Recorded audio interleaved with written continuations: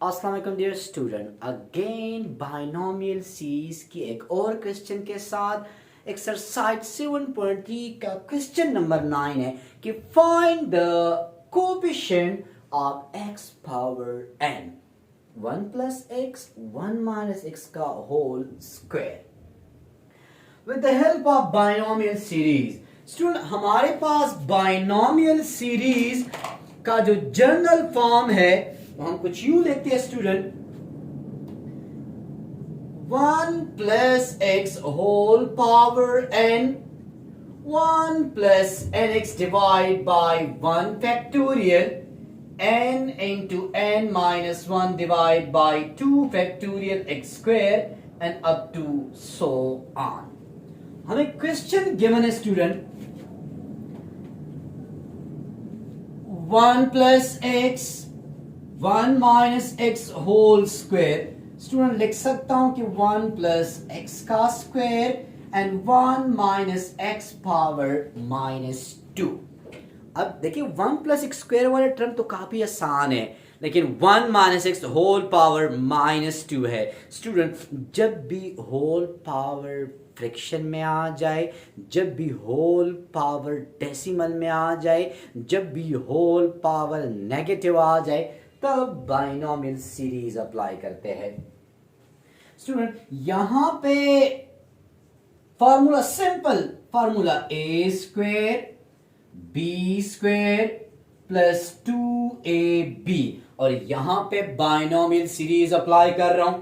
यहां n की जगह -2 और x की जगह -x, so 1 plus n and x divide by 1 factorial n into n minus 1 divide by 2 factorial into minus x square. यहां n की जगह -2 आ रहा है, तो इसलिए मैं कह रहा हूं -n into, तो इसी तरह n into n minus 1 तो -2 into -2 minus 1 divide by 2 factorial minus x square, and similarly -2 into -2 minus 1 -2 minus 2 divide by 3 factorial and minus x cube up to so on। Student, इसको मैं यूं भी लिख सकता हूं कि 1 plus x square into 2x minus minus plus हो जाएगा और 1 फैक्टोरियल 1 के बराबर। यहां -2 है और ये -3, तो -2 -3 we get plus 6x square, और यहां भी -x का स्क्वायर है। स्टूडेंट, इसको हम कुछ यूं लिखते हैं, तो यहां भी ये भी पॉजिटिव हो जाएगा and divide by 2 factorial 2 into 1। Similarly -2 -3 -4, तो यहां पे 3 टाइम माइनस और अगेन -x क्यूब है, होल पावर आर्ड है, तो यहां से भी माइनस आ जाएगा। तो इट्स मीन कि माइनस को हम 4 टाइम मल्टीप्लाई करेंगे तो we get a positive sign. तो यहां पे मैं लिख रहा हूं स्टूडेंट पॉजिटिव, यहां पे हो जाएगा 2 into 3 into 4 into x cube divide by 3 2 1 up to dot dot dot। Student, मजीद ये बन जाएगा 1 plus x square 2x 1 plus 2x into 3x स्क्वायर 3 और ये कैंसिल, यहां पे आ जाएगा स्टूडेंट 4x क्यूब। अब स्टूडेंट, अगर आप इस एक्सपेंशन को गौर से देख ले तो इनके x और कोएफिशिएंट के बीच में खास रिलेशन आ रहा है। यहां पे 2 तो पावर 1, 3 तो पावर 2, 4 तो x पावर 3। तो अगर मैं इसी एक्सपेंशन के लास्ट 3 टर्म लिखना चाहूं तो वो स्टूडेंट कुछ यूं आएंगे कि n माइनस 1 इंटू x।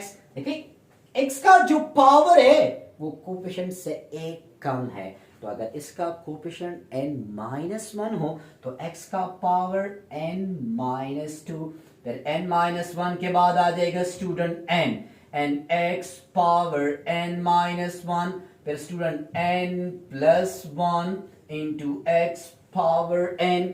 मैंने ये लास्ट जो 3 टर्म्स है इसी एक्सप्लेनेशन के बिहेवियर के बेस पे लिख लिए कि जो x का पावर है उसके कोफिशिएंट के साथ एक रिलेशन आ रहा है कि जो भी x का पावर होगा अपने कोफिशिएंट से 1 लेस होगा। अब स्टूडेंट मुझे ये तमाम टर्म्स नहीं चाहिए, मुझे उनमें से वो टर्म चाहिए जिसमें से x का पावर n आता है।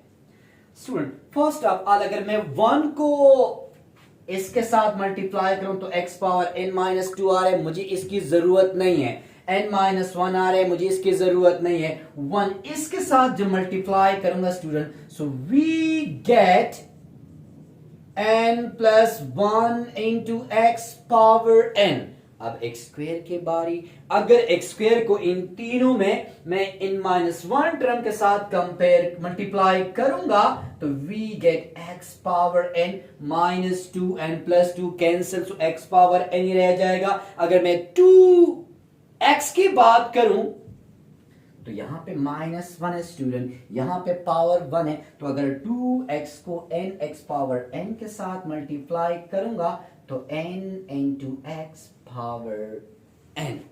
अब तीनों टर्म्स के साथ x पावर n मौजूद है स्टूडेंट, तीनों से x पावर n कॉमन ले लिया, सो n plus 1 n minus 1। Student sorry ये मेरे पास है 2n, देखिए 2x को जब मैं इसके साथ मल्टीप्लाई करूंगा स्टूडेंट तो ये हो जाएगा 2n x पावर n हो जाएगा। सो यहां पे आ जाएगा स्टूडेंट 2n, मैंने तीनों टर्म से x पावर n कॉमन ले लिया, ये प्लस 1 माइनस 1 कैंसिल, यहां हो जाएगा स्टूडेंट x पावर n और n n n 2n we get 4n। So हमारे पास x पावर n का कोफिशिएंट आ गया student 4n x power n। तो ये हमारा required coefficient of x power n है।